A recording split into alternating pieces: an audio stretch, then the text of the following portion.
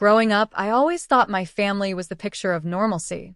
My parents, Richard and Laura Bennett, were deeply invested in raising us, right?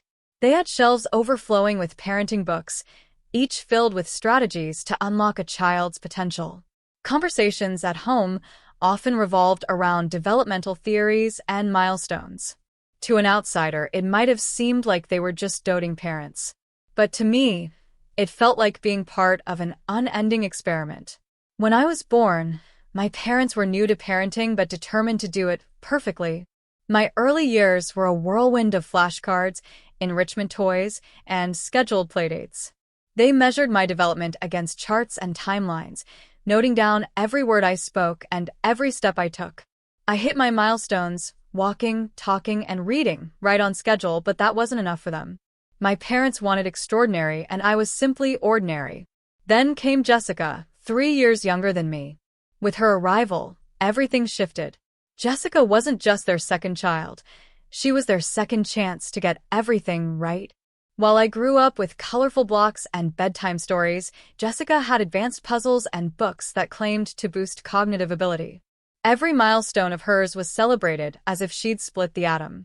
When she spoke her first words earlier than average, they clapped like it was a standing ovation.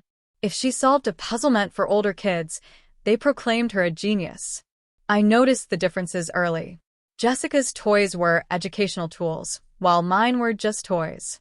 Her achievements were always front and center, while mine were barely acknowledged. It hurt, but I learned to expect little and ask for less. The only place I ever felt truly valued was at my grandparents' house. My grandparents, Eleanor and Walter Bennett, lived just a few blocks away, and their home became my refuge. They didn't compare me to Jessica or demand perfection. To them, I was simply their granddaughter, perfect as I was. I remember sitting on Grandma's lap, listening to her read stories to both Jessica and me. "You're both so special," she would say, handing us cookies with a warm smile. Those moments felt like sunlight cutting through a cloudy sky. But my parents didn't see it that way. My mother would purse her lips whenever Grandma said things like that. Acknowledging exceptional talent is important, she'd mutter under her breath, always referring to Jessica. At dinner one night, my father chimed in, "Jessica has so much potential. We need to nurture it." "Tiffany, you understand, don't you?" By the time I was 7, I did understand. Jessica was the star, the child destined for greatness. I was the trial run, the rough draft before the masterpiece. It wasn't just favoritism, it was a hierarchy, and I was firmly at the bottom. My grandparents saw it, too. Grandma once told my mother during an argument, "Children aren't projects, Laura. They need love, not pressure." But my parents didn't listen. And I just tried to keep my head above water in a house where I would always come second. School was a mixed bag for me. I wasn't the top of my class, but I wasn't at the bottom either. I enjoyed learning, had a close circle of friends, and brought home report cards filled with a mix of A's and B's. For most parents, that would have been something to celebrate. For mine, it barely warranted a glance. Jessica, on the other hand, was their prodigy, or at least that's how they saw her. She could recite her ABCs earlier than me, so when she started school, my parents were determined to showcase her brilliance. Instead of the local public school I attended, Jessica was enrolled in Ridgecrest Academy, a private school renowned for its rigorous curriculum and prestige. Tuition there cost more than most people's yearly salaries, but for Jessica, no expense was too great. At home, the differences in how we were treated were glaring. While I did my homework quietly at the kitchen table, Jessica had a special study corner decked out with expensive educational tools. When I proudly brought home a science project, a solar system model I had spent weeks perfecting, I eagerly showed it to Mom, expecting even a small word of praise. She barely glanced at it. "That's nice, Tiffany," she said dismissively before turning to Jessica. "Oh, Jessica just got invited to join the advanced math program. Isn't that exciting?" Meanwhile, Jessica was rewarded for every little achievement. If she aced a test, she got a trip to the toy store. If she had a tough day, my parents would offer her a new gadget or dollhouse as an incentive. It wasn't long before Jessica learned how to play the system. If I get an A on this quiz, she'd say with a sweet smile, can I get the new video game? It was a game I never knew how to play, or even if I had, no one would have cared. The turning point came when I was 13. My room was my sanctuary, the only place I felt I could truly be myself. It was the bigger of the two kids' bedrooms, filled with posters of my favorite bands and photos of my friends. One evening, Jessica stomped into the living room, hands on her hips. I want Tiffany's room, she declared. Mine's too small, and I need more space for my study area. I waited for my parents to laugh and dismiss the ridiculous request. Instead, they exchanged thoughtful glances. That does make sense, Dad said. Jessica has so many materials and equipment. She needs the space more than you do. I couldn't believe it. But that's my room. I protested, tears in my eyes. I've had it since I was little. Don't be selfish, Tiffany, Mom said coolly. Life isn't fair. The next day, while I was at school, they moved all my belongings into Jessica's smaller room. I came home to find her already settled in, her expensive desk where my bed used to be. That night, as I lay in the cramped space that no longer felt like mine, I stared at the ceiling and made a decision. In this house, I would always come second. But I vowed to myself that someday, I would find a place where I didn't have to. College had always been my dream. For years, I'd poured myself into preparing for it, studying late into the night, volunteering at local organizations, and participating in extracurriculars to build a strong application. I wasn't aiming for Ivy League schools. I just wanted a solid education at a respected state university where I could pursue my passion for business. I could already picture it, the campus, the classes, the freedom to carve out my own path. When the acceptance letters started arriving, I was overjoyed. I carefully organized the packets and couldn't wait to share my plans at Sunday dinner, where my grandparents would also be present. That evening, I sat at the table, practically bursting with excitement, ready to share my news. So, Tiffany, Grandma said, smiling warmly, have you decided where you want to go for college? I straightened up, eager to explain. I've been looking at the business program at Crestwood University. They've got amazing internship opportunities and… About that, Mom interrupted, setting her fork down with a loud clink. We've been meaning to talk to you about college. Her tone sent a chill down my spine. I could already sense something was wrong. Your father and I won't be able to help with your tuition, she said matter-of-factly. We've decided to focus all our resources on Jessica's education. She's got a real shot at Ivy League schools, and those don't come cheap. I blinked, unsure if I'd heard her correctly. What? But I've already been accepted. I've worked so hard. Tiffany, Dad said, his voice clipped, Jessica has exceptional potential. You're capable of getting a job after high school, or maybe going to community college. We need to be realistic here. Realistic? Grandpa's fork clattered onto his plate. What about Tiffany's future? She's been working her tail off for this. She's ordinary, Mom said, as if it were the simplest fact in the world. Jessica is gifted. We have to make choices. I couldn't believe what I was hearing. My face burned with humiliation and anger. Before I could say anything, I shoved my chair back and stormed out of the dining room. Tears blurred my vision as I ran to my room, my parents' dismissive words echoing in my mind. A soft knock came at my door not long after. Tiffany, sweetheart, may I come in? Grandma's voice was gentle. I didn't answer, but she opened the door anyway, sitting beside me on the bed. She wrapped her arm around my shoulders, her touch warm and reassuring. Your grandfather and I have talked it over, she said softly. We're going to pay for your college tuition. All of it. My head shot up. What? But it's too much. Nonsense, she said firmly. You deserve this. You've worked so hard, without any of the support you should have had. Let us do this for you. For the first time that night, I smiled through my tears. Their belief in me reignited my determination. I didn't need my parents' approval anymore. I had people who believed in me, and I was starting to believe in myself. College was everything I had dreamed of and more. Away from the suffocating expectations and favoritism of my parents, I felt a sense of freedom I'd never experienced before. I poured myself into my business classes, finding a surprising knack for analyzing market trends and understanding investment strategies. My professors often praised my sharp insights and work ethic, which only fueled my drive to succeed. Every weekend, I called my grandparents to update them on my progress. Their pride and encouragement felt like a lifeline, reminding me that I wasn't alone in this journey.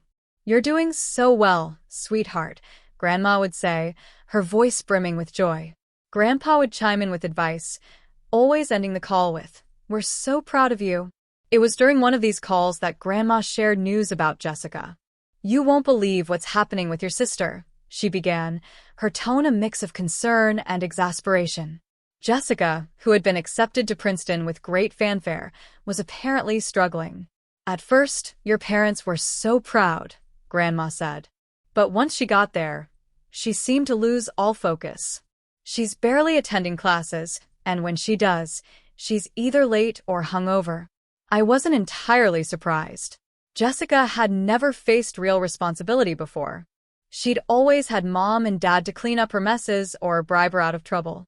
But at Princeton, without their constant supervision, her perfect image began to crumble. A month later, Grandma called with more news. "Jessica's been expelled," she said, her voice heavy. "She failed nearly every class and racked up too many disciplinary violations. Your parents are in shock." I could imagine the scene at home. Mom and Dad frantically trying to convince themselves and anyone who would listen that it was all a misunderstanding, that Jessica was still their shining star. Meanwhile, Jessica had moved back home, treating their house like a hotel, sleeping until noon and partying late into the night. The irony wasn't lost on me. For years, my parents had poured all their resources into Jessica, indulging her every whim and praising her at every turn. Now they were left to deal with the consequences of their choices. As for me, I flourished. Each success in college added to my confidence.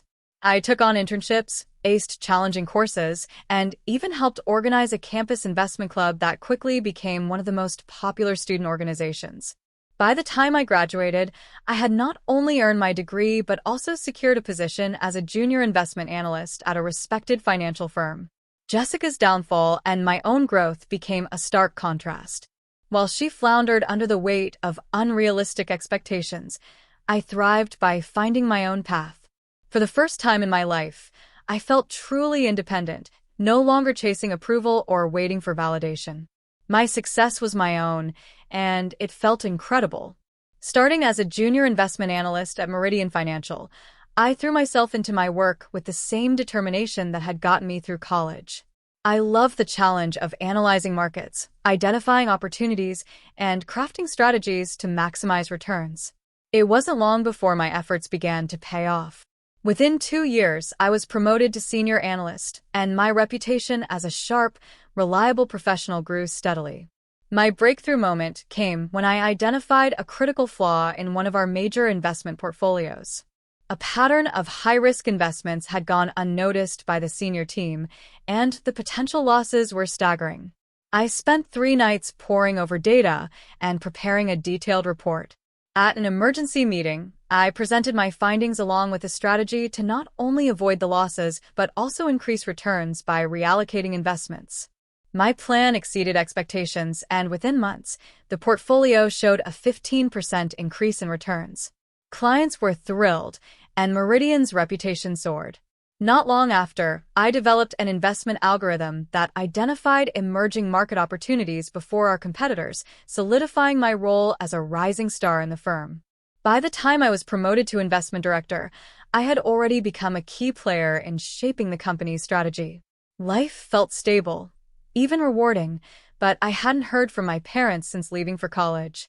Then, one Saturday morning at the grocery store, I heard a voice I hadn't expected. "Tiffany? Is that really you?" I turned to see my parents, Richard and Laura, looking older and more tired than I remembered. Mom clutched her shopping cart like a lifeline, while Dad's face was a mixture of surprise and awkwardness. "We've missed you so much," Dad said, his voice unusually gentle. "Why don't you come over for dinner sometime?" I hesitated, but curiosity won out. Sure, I replied, unsure of what to expect. The dinner felt surreal. The same house, the same table, but everything seemed different. My parents asked endless questions about my job at Meridian, their pride seeming almost exaggerated. An investment director at such a young age, Mom marveled. We're so proud of you, honey. It didn't take long for Jessica to take center stage. She had brought a guest, a tall, impeccably dressed man named Charles. During dinner, she introduced him as her boyfriend, emphasizing his family's vast real estate empire.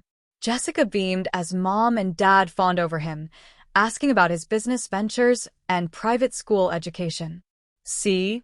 Jessica said smugly, shooting a pointed look my way. I bet you didn't think I'd find someone before you, Miss Career Woman.